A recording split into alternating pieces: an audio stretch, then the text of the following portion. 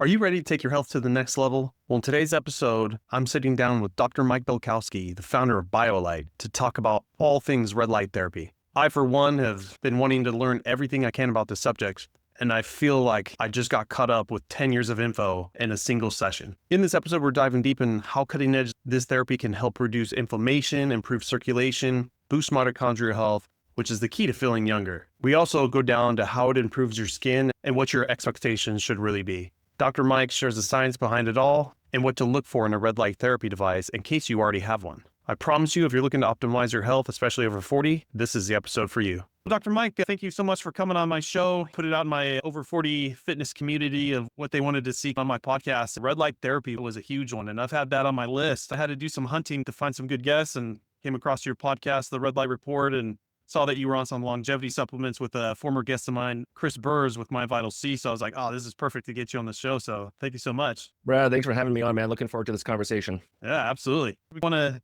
get to know you a little bit before we dive into all the benefits of red light therapy. And I've got some specific questions to ask too, but I'll let you take it away and give us some background and how you got into this. Yes.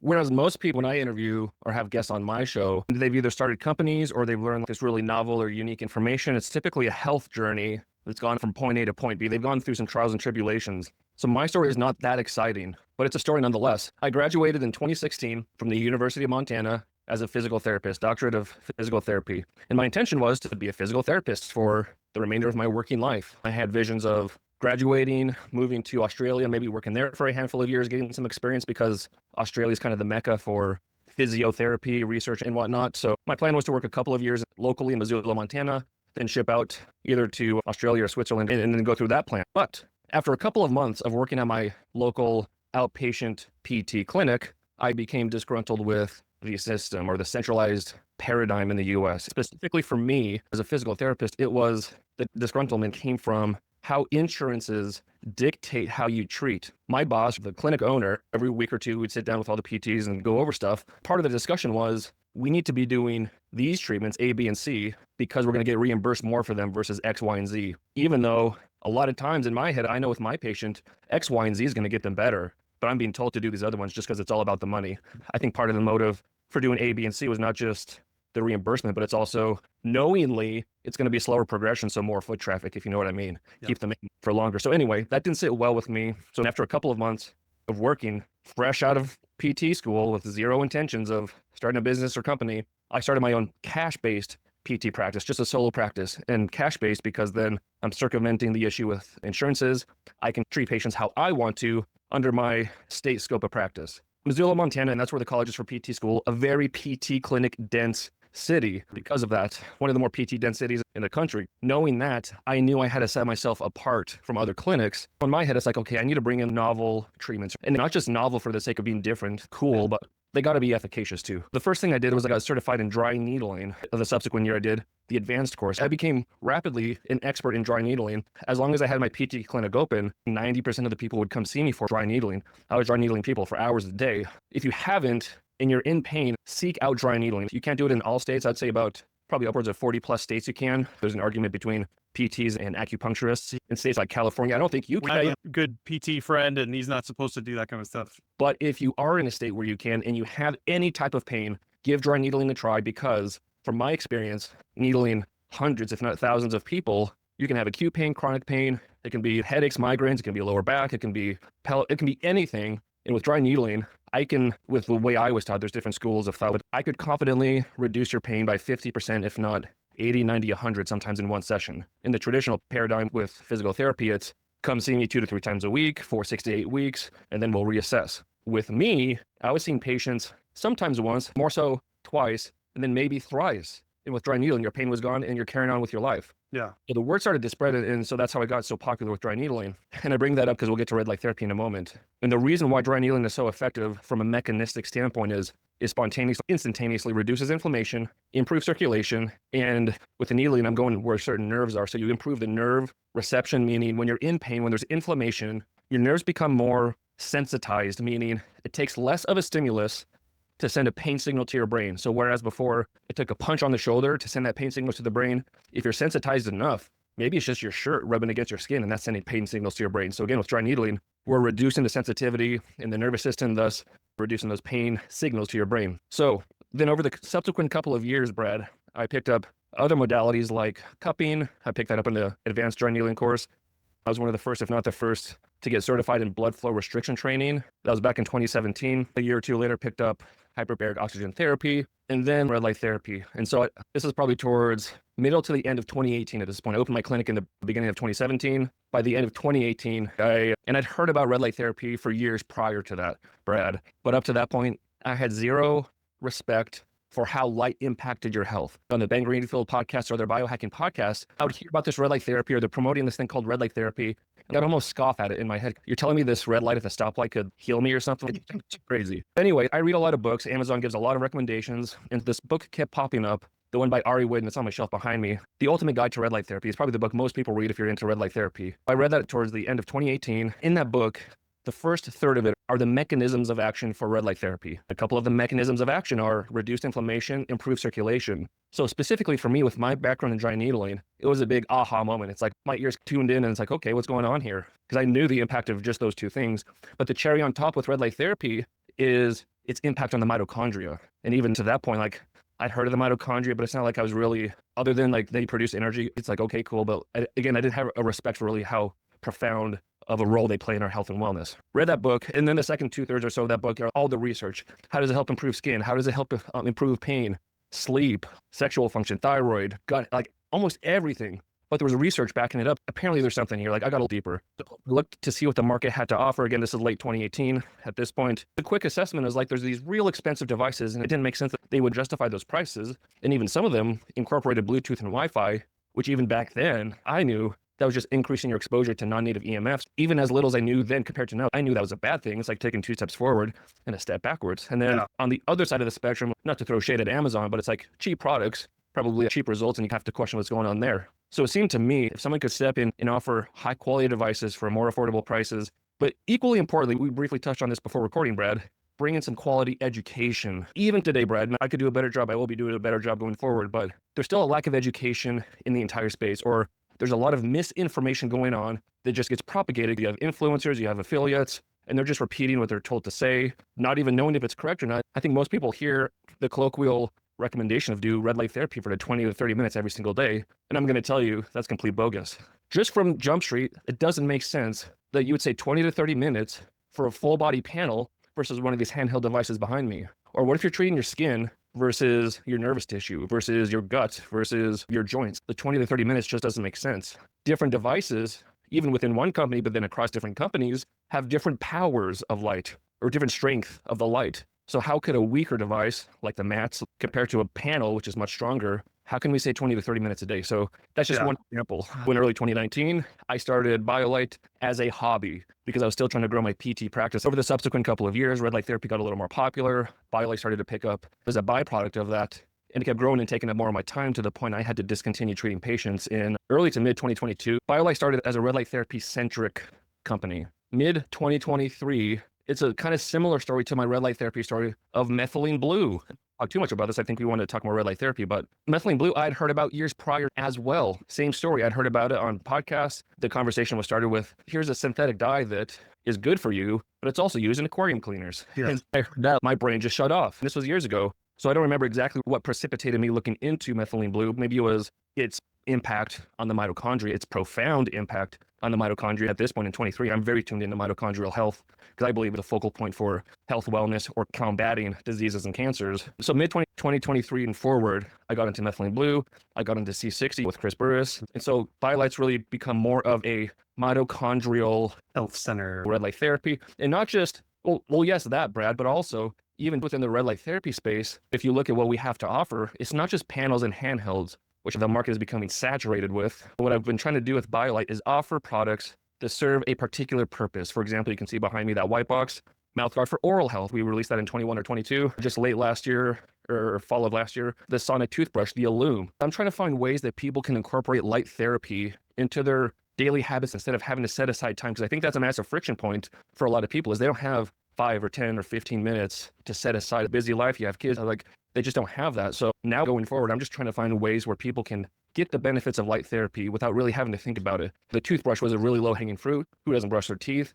but there's a myriad of health benefits you can have by exposing your teeth and your gums and your oral cavity to red and blue light. So that's been my journey, serendipity of how I got into it, how it's grown. I'm going these different areas, and I'm just forever learning, Brad. BioLite is just a byproduct of what I'm learning and what I'm passionate about and what I feel can really improve people's health best. And I think that's through improving mitochondrial function. Yeah.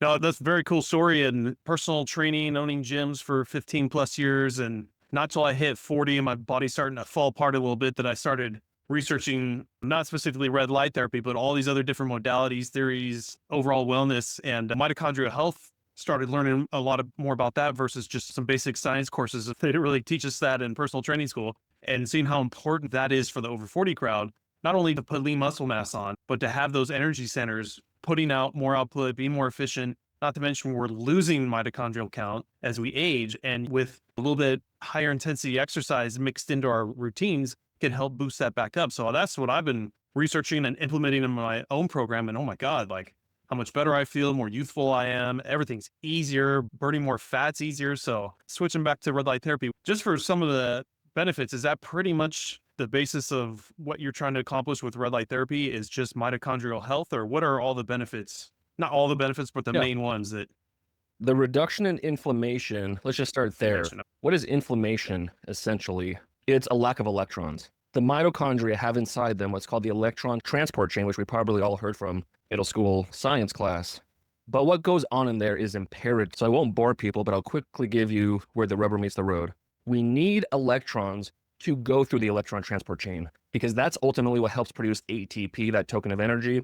But the much lesser talked about biological water that's also produced as a byproduct of what's called oxidative phosphorylation. That water is important because when you're dehydrated, that's a sign there's mitochondrial dysfunction, hence the lack of water. So again, back to inflammation and why we want electrons. We can get electrons from food. That's why we eat. We're just taking electrons from the food and running it through the mitochondria to produce energy. Sunlight, grounding, drinking things like hydrogen-rich water, or any type of antioxidant is inherently an electron donor.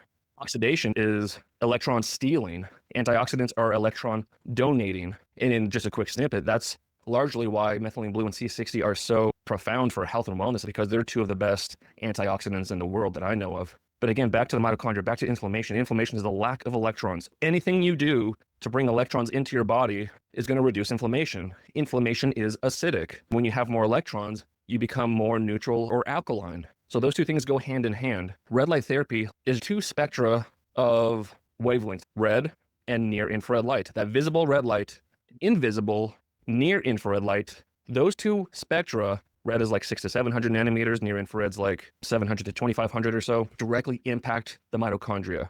Orange light does not, yellow light does not, nor does mid or far infrared from infrared saunas. It's just red and near infrared. That excites the mitochondria and improves energy production and biological water production. How does it excite it? Is it giving it more electrons or? Yeah, so good question if you want to get deeper into the science a little bit. So within the mitochondria, there's a chromophore, meaning light capturing protein or enzyme called cytochrome C oxidase, CCO. And when we are light deprived, or what has now been coined mal-illuminated, meaning you're not getting enough sunlight, red light therapy should be secondary to full spectrum sunlight because we get red and near infrared from the sunlight. For mal-illuminated, nitric oxide will come and cap the cytochrome C oxidase. Why is that important? Because oxygen needs to get to the mitochondria to produce that ATP in water. When it's capped by the nitric oxide, oxygen is disallowed into the mitochondria, thus that decreases that ATP in that water production. So what does light do? When it excites the cytochrome C oxidase, that CCO, dissociates the nitric oxide,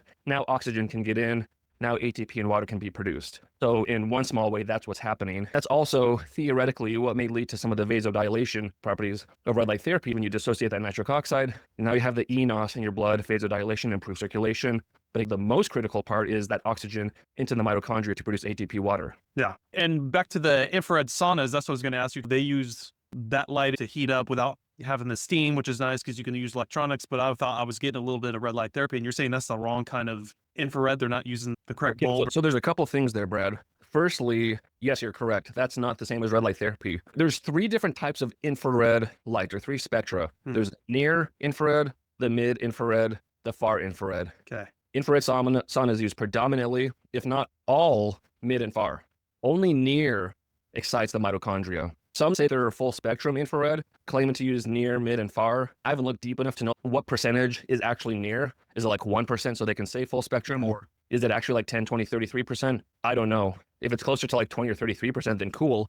But here's a caveat. A guest on my podcast, Dr. Praveen Irani, one of the more respected photobiomodulation researchers and experts. Photobiomodulation is science talk for red light therapy. He comes on once a year. I ask him questions about what have you learned in the last year? What have you done in your research lab and all that stuff? And I think it was 2 summers ago at this point, he told me in the audience that based on some research, you may not want, or you probably should not combine red light therapy and infrared sauna because the heat from the sauna, if it's hot enough, will inhibit the benefits you would otherwise get from red light therapy. And there's this trend with infrared saunas to incorporate these red light therapy bulbs, if not full-blown red light therapy panels. But according to Dr. Irani, it could be all for naught. Like you're not causing any damage, but you're just not getting those benefits from red light therapy you think you may be getting. So again, no damage. I think you may get benefit by the light coming into your eye because the heat can't mitigate the impact of your eyes perceiving it, go into your hypothalamus, and then all the downstream effects of that.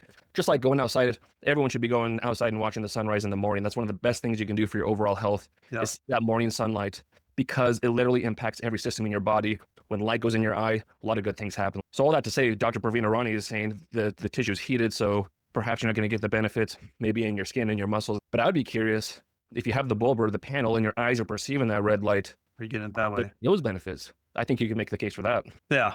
But if you want to be as efficient as possible, then it's probably better to get out of the infrared sauna and get a better quality product that will do more for you. Probably. Yeah. So as far as all the garbage products out there, they're not third-party tested, or just like you said, you don't know what percentage you're getting of each type of light, but say you've got some quality products, you did your research for overall health, getting light on you. There's panels and mats, you're on it, and you're getting skin contact. Does it need to be that close, or do the panels, because the panels you can kind of hit more of your skin or turn while you're doing it? It just seems, what's more efficient, or what's the differences between those two specifically? So there's a lot to uncover there, Brad. Let me just say this. You can get a therapeutic dosage of red light therapy with any device. It could be a red light bulb versus a red light laser. An effective red light therapy treatment does not come down to the device. It comes down to the proper dosage, which depends on what you were trying to treat. For example, treating your skin, very low dosage. Treating your eyes, very low dosage. Treating your brain, very high dosage. Treating your joints, very high dosage. Mitochondria health, high dosage? Mitochondria are in every single cell in your body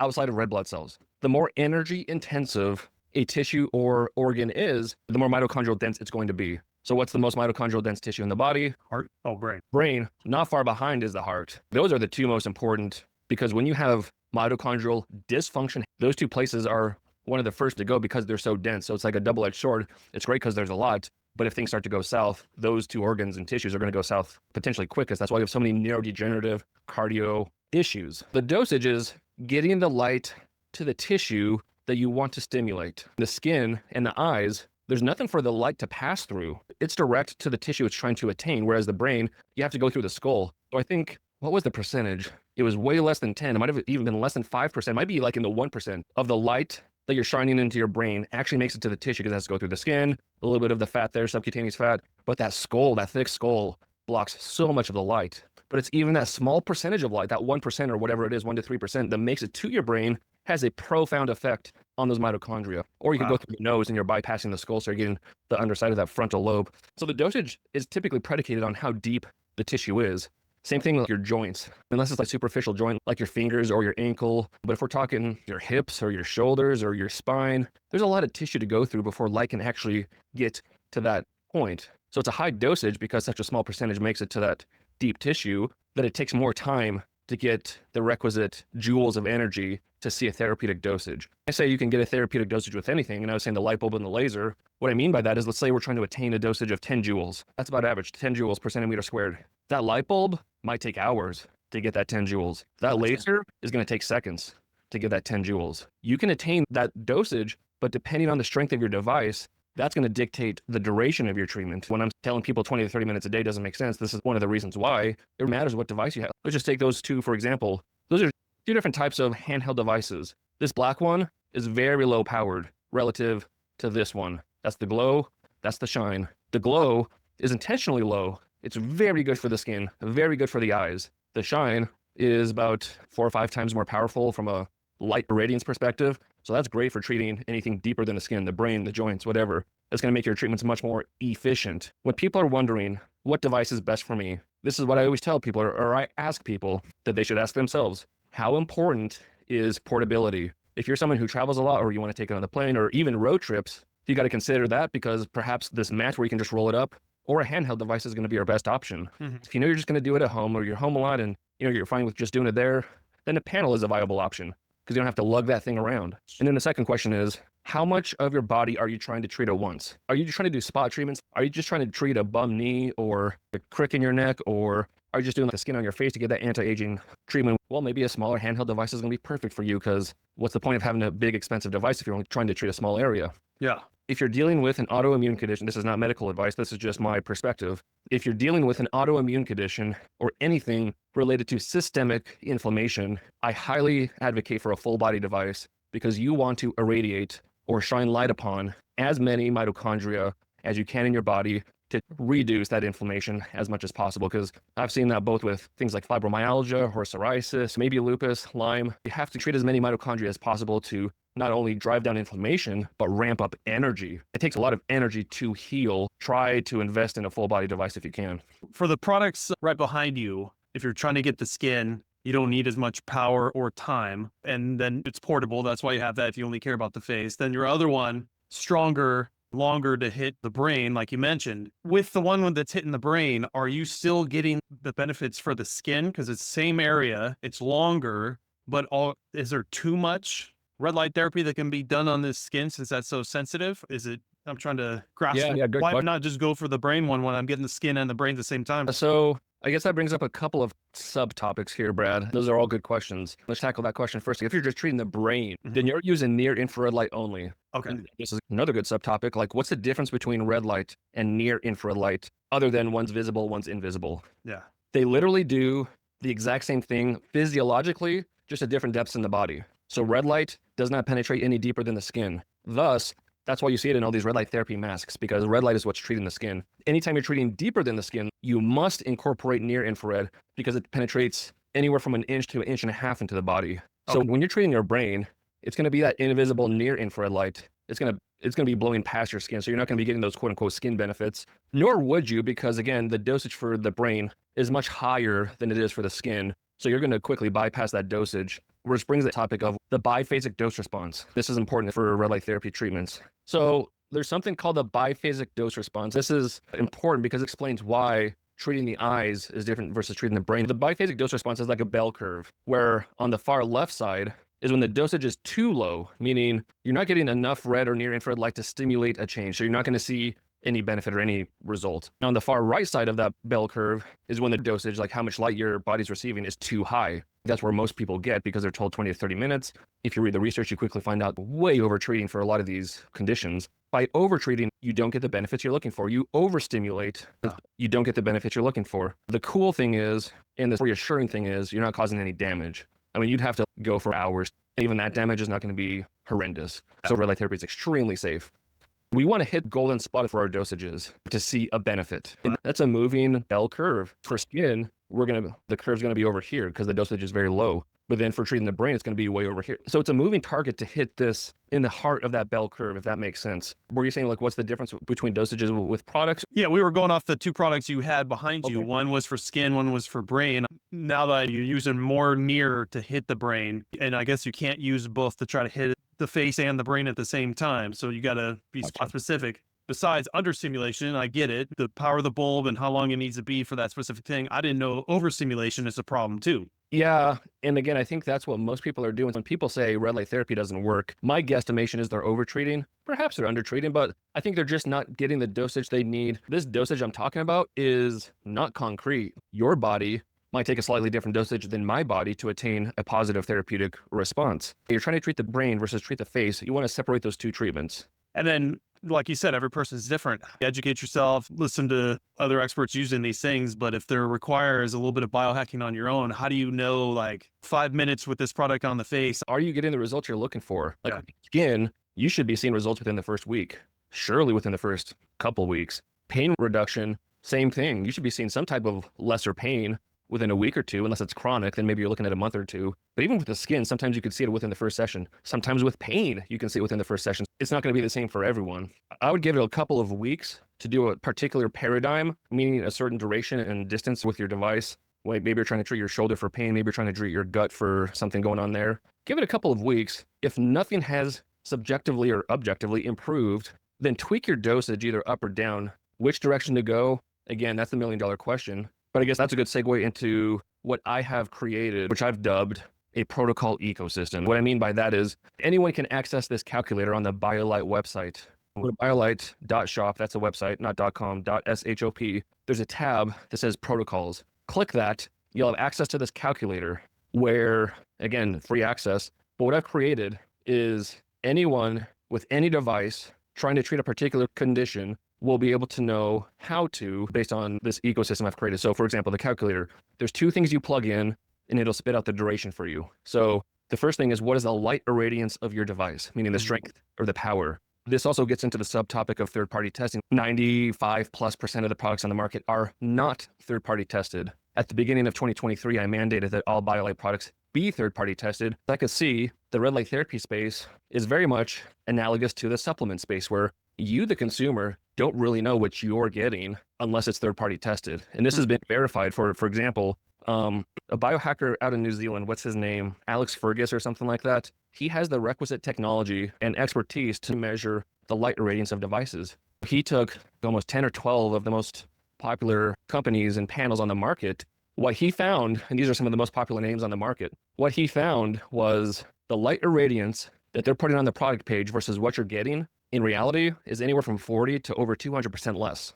Meaning you're buying a product that says it's 100 milliwatts per centimeter squared, which is the light irradiance. In reality, it's 80. Or they're saying it's 150 or 170. And again, it's in the 80s or 70s. This is why I'm passionate about this education point, because how is the consumer supposed to know how to treat their body? And these are the same companies that are saying to do it at 20, 30 minutes a day, yet they're not even providing accurate light irradiance measurements. Yeah. This is because we're talking about this calculator I've created here where one of the important variables is light irradiance. I would tell people if you have a device from a different company that's not third-party tested, take the light irradiance that they're providing on the product page or the manual and just reduce it by 30%. And that'll put you close to the ballpark, more like 40 or 50%.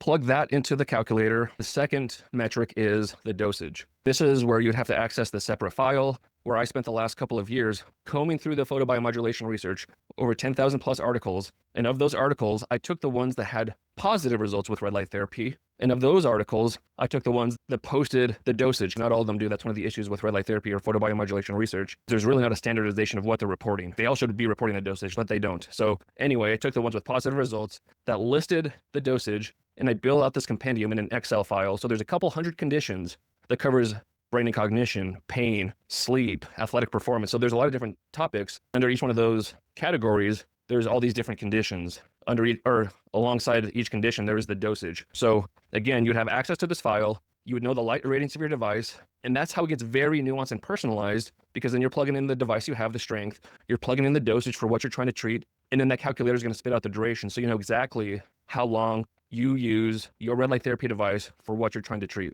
Yeah.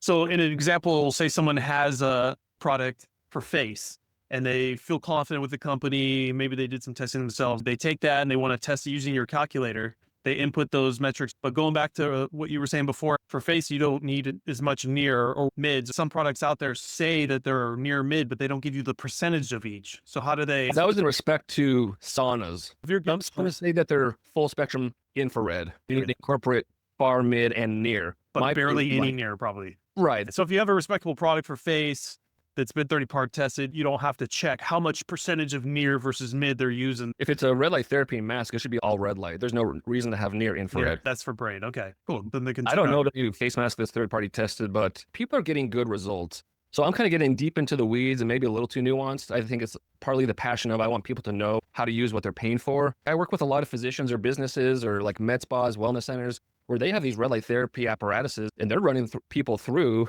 They may have a device or a red light therapy bed that they don't know the light irradiance, or they do. Maybe they have a BioLite panel set up and they need to know how to properly dose the person that's coming in, because maybe this person wants to use it for eczema, that person wants to use it for back pain, this person wants to use it for just general health and wellness or athletic. The system I built is very necessary for them. Or like if you're a physician, now you're dealing with patients medically, you need to know how to properly treat someone with red light therapy. So that's where this ecosystem really comes into play and is really important. But if you're just a hardcore consumer, you want to know how to use this device you just spent $1,000 or $2,000 on. Yeah. I think that this is for calculated. types of people. But if you're just a general consumer and you want to use red light therapy for general health and wellness, then you can do your red light therapy for 10-ish minutes most days of the week. Again, you shouldn't be doing every single day necessarily, because more is not better. Same thing with the biphasic dose response. Like more red light therapy is not going to equate a better treatment. So doing every day versus every other day is not necessarily better.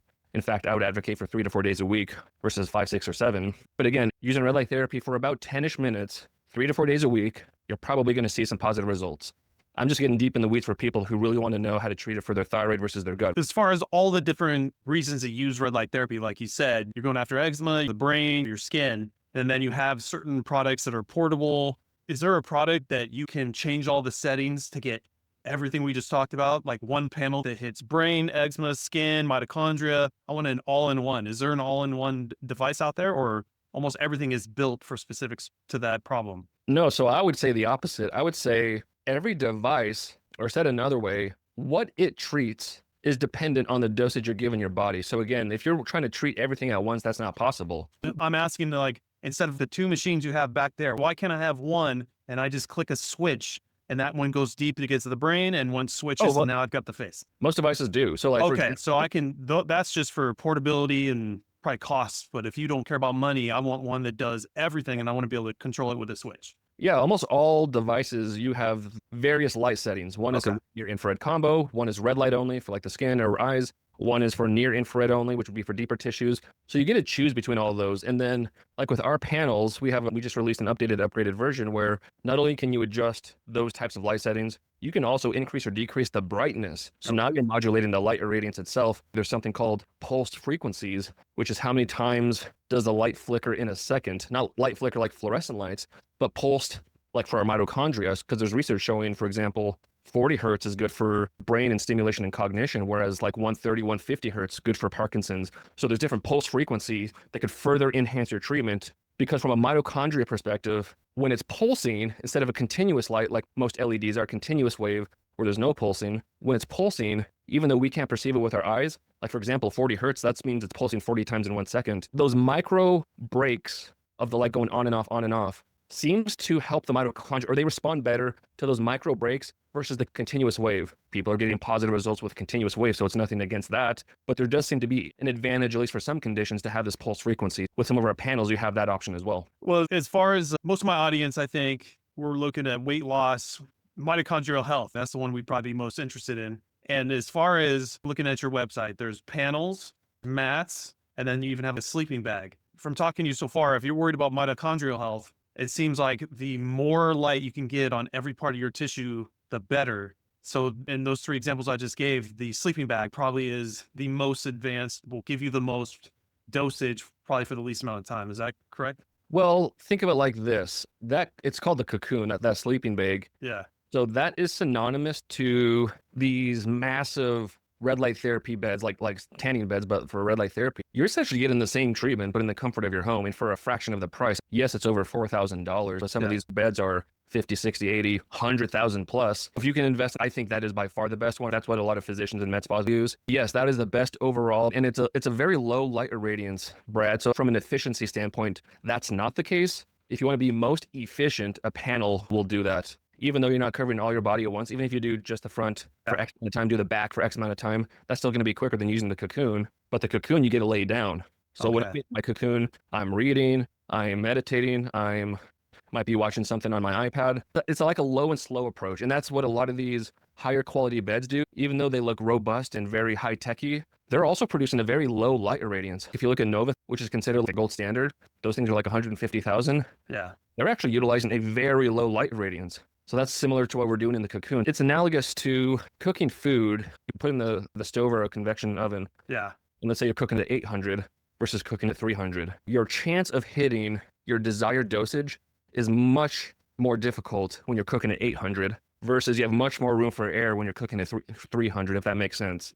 So the panel's definitely stronger, but now you're having to stand there one side. What are you going to do during the time you're doing this? And then you have to remember to turn and all that versus the cocoon. Maybe it takes longer and it's lower light radiance, but who cares if you're just sitting there binging watching YouTube, you don't even know it's happening. So Yeah. I mean, convenience wise, the cocoon sounds awesome. that's what I use before I go to bed. Timing wise, maybe it's better to use it in the morning, but just based on my schedule, I use it at night. I'm in there for anywhere from 25 to 40 minutes. I'm reading or just relaxing, and the time comes and it just feels good. Like, especially in the winter up here in Montana, the cocoon feels great. Okay. Awesome. All right. So let me ask some questions. I had 2 questions from my community. One was basically if he's already got a mat, then obviously check the third-party testing, the quality. He can go on your calculator on your website to really see how long and the dosage and all that kind of stuff. And his big thing was, if it's only a mat that you lay on it, do you still want to lay on your back, lay on your stomach, lay on your sides? It sounds like you do, because the more mitochondria you can stimulate, the better. Because if you're treating just the back of your line, the light's not going to penetrate and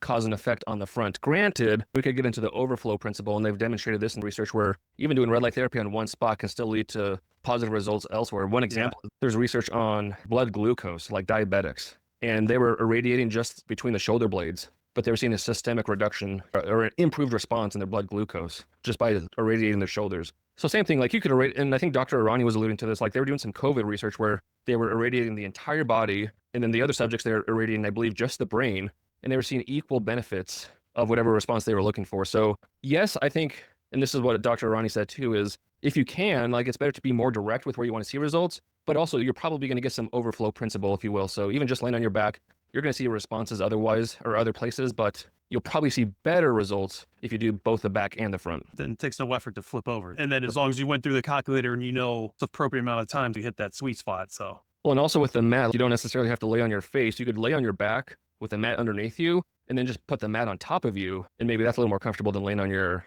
stomach. Gotcha. Yeah. Your neck turned. There we go. Okay. And then another question was for like all the different facial benefits, which we didn't really talk about, but I mean, everyone knows there's benefits to it, not just mitochondrial health, but with anti-wrinkling, anti-aging. But one question was specific. How does it affect hyperpigmentation or liver spots, that kind of stuff? Is there any truth to those anecdotals that it can like clear those things off, or is it more for just collagen building and anti-aging? So yeah, quickly, the benefits of red light for the skin: very pro-collagen, very pro-elastin. Okay. Those 2 things, of course, you need to keep the skin nice and taut and looking young, I guess, if you want to say. So red light therapy is amazing for that. And the principle carries deeper into the body, like for tendons and ligaments, which are basically pure collagen. Red light therapy is amazing for that type of stuff. Are you saying hyperpigmentation or liver spots? Is that what you're saying? Yeah, or just any blemishes or pigmentation problems, I think was the question. Can red light therapy help clear some of those up, or is that more of you need to find some type of cream or chemical? I've heard both across the spectrum, and I would have to dig into the research and get back to you, Brad, to specifically say, but I've heard people both say it has helped clear it up or it has made it worse. So again, I think it's an N equals 1. You can certainly dig into the research and get back to you via email if you want to report back to your audience. Even acne, going into blemishes, acne too, it is. So for anything skin, like inflammation related, red light therapy is amazing. Even reducing scars, really reducing scars, wound healing. Like if you have a paper cut or you fall and hit your knee on the pavement, like any type of skin wound, red light therapy after you clean it should be the first thing you do, because it will significantly accelerate the healing time and mitigate any wound or scarring from happening. For acne, the best combo is red and blue light, because blue light is antibacterial and acne is heavily bacteria centric. If you had to choose one or the other, I'd actually say blue light for acne. Okay. Combo is great, but I think blue light is actually best for acne. Okay, cool. And then last question, just for someone who's not trying to spot treat anything like the face or brain or tendons, literally just trying to get the mitochondrial health count. Obviously, it's going to be probably a panel, cocoon, or a mat. Best bang for the buck, just use what BioLite's got. Best for price and coverage, I guess. What's out there? The best bang for your buck and like wanting the best power is, again, that's a misnomer, because it all depends on how important is efficiency. That's another thing, Brad, we alluded to. Yeah. But if you're someone who's like, I need this treatment done as soon as possible because like I got to carry on with my day, whereas versus the lower, slower approach, like if you're someone who can just relax or like you want to enjoy it as part of your day, something like the cocoon's best. If efficiency is most important, the panel called the Restore or the Rejuvenate, which are both full body panels, just different sized, would be best, because that's going to make your treatments more efficient. One of the lowest hanging opportunities to improve your systemic health would be this toothbrush right behind me. If you talk to a biological dentist, understand how your oral cavity isn't just relegated to your oral cavity as far as the impact on health. It impacts every system in your body. If you look at some of these, what are they called? It's like a nerve map of your mouth, if you will, where every single tooth is related to a different organ or tissue in your body. Your oral microbiome can have a negative or positive impact directly on your heart, directly on your brain, directly on various organs. Brad, one of the most researched areas in your body in photobiomodulation research is the mouth. Dentists have been using lasers for decades. There's plenty of research showing the different ways that red light and blue light can impact your oral health. It can impact your oral microbiome. It can reduce acidity, which is going to reduce cavities and plaque and reduce hypersensitivity. It's going to, and gum health, reduce receding or the bleeding of gums. So I think something like the toothbrush, where you don't even have to think about it, but you're getting this daily exposure of low red and blue light, is actually the most cost efficient and time efficient option outside of an actual red light device. Yeah. So just adding that to your daily habit of brushing, you're getting some of that light in your mouth. Besides all the other benefits, what you said with keeping your mouth more alkaline, are you still boosting some mitochondria count in your gums and getting some overflow effect for that? Or is it more of this is just treating the mouth, which gives you the benefits of a healthy digestive tract? Yes. To both? By improving your oral cavity, by improving, because there's research showing both in your gut and oral microbiomes, using red light therapy, you actually improve the ratio of beneficial to harmful bacteria. Yeah. So you're improving the biome in both the gut and the oral cavity. There's even some research, like Alzheimer's research and other neurodegenerative research, showing you can improve the signs and symptoms in your brain just by doing red light therapy on your gut, the gut-brain axis, right? So, and like we just talked about with biological dentists, you improve the environment and the tissues in your oral cavity, it's going to have a direct impact on these other organs and systems in your body. So I'd argue that by using toothbrush in your mouth, that's why I'm an advocate of it, is because you're saying what is the most cost effective or like the biggest bang for your buck. I truly believe the toothbrush and starting in your mouth could be. But for someone who's into a little bit more biohacking, over 40, I'm trying to get back to that 20-year-old youthful self. I want to boost my mitochondria count to the upteenth levels. I'm not going to be able to get to that level just using a toothbrush, right? I'm going to have to. Well, so get this. I mean, if you talk to people like, have you heard of Dr. Dominic Nischwitz? He's one of the more popular, if not the most popular biological dentist in the world. He's over in Germany. But you read his book, or even Dr. Kelly Blodgett in Portland, and you talk to him, or you just read these other stories from biological dentists. There's actually professional teams seeking them out as advisors, because some teams, mostly in Europe with soccer teams, just by focusing on their oral care, there's an improvement on the field. Jeez. Like athletic performance or energy levels or sleep. Imagine if just brushing your teeth with red and blue light improves your sleep. It's a domino effect. I see what you're saying. If you go deeper and uncover other things, there's a lot of potential indirect, but more directly to your point, if you're wanting to go big or go home, something like the Restore, the Rejuvenate, or the Cocoon. And if you really want to go all in, then you start implementing some methylene blue, which is a whole other conversation. Yeah. Methylene blue by itself, amazing for improving mitochondrial function, amazing for improving endurance and strength, because if you improve your mitochondria capacity, you're going to improve your energy levels. And methylene blue and red light therapy are synergist together. So they work great in isolation, but you get this amazing combination or synergistic response when you use them in tandem. So if you're over 40 and trying to go gung-ho, you got to incorporate both. If you use a methylene blue, you'll have a clearer mind, better cognition, better mood, better sleep, better athletic. It's for sure, that kind of stuff. So red light therapy is a great start, but I would also ask your audience to research methylene blue. Yeah. No, I hear you. I might have to pull you back on the show for that one. That'd be a fun conversation. My only exposure to that is a few Joe Rogan episodes. Methylene blue has gotten way more traction quicker than I thought it would. I thought it would take a couple more years before it got more exposure. But to your point, the whole Mel Gibson story and the video of RFK Jr.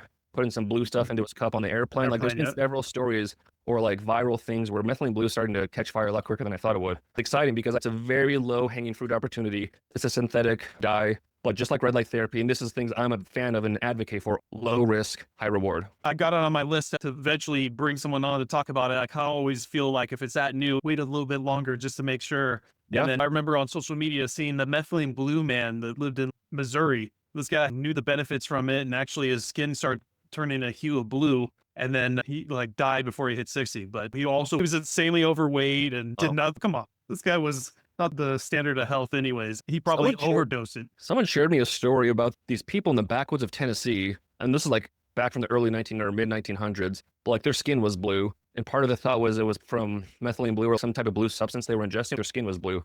But anyway, it was kind of like this weird odd story. I don't know why I shared that, but. Yeah, the same thing with this guy. And I mean, yeah, you attribute it to that, but he's still. So it is a blue dye, right? So undoubtedly, my brain tissue is blue. My gut tract is blue. You can make blue.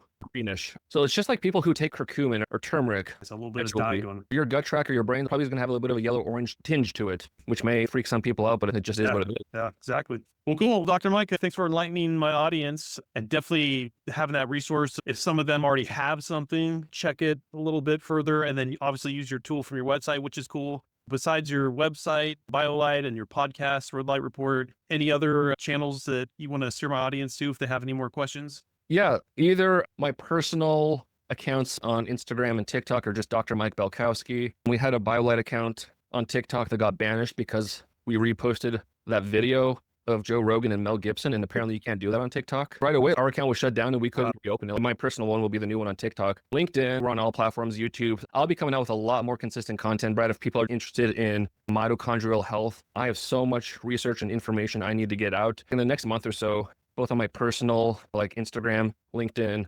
TikTok, like daily. I'm going to be putting out videos of just all different types of education. So just find me there. Reach out through any of those mediums as well, direct message, and always happy to answer questions. Awesome. Well, as my audience knows, I'll put all those links in the show notes.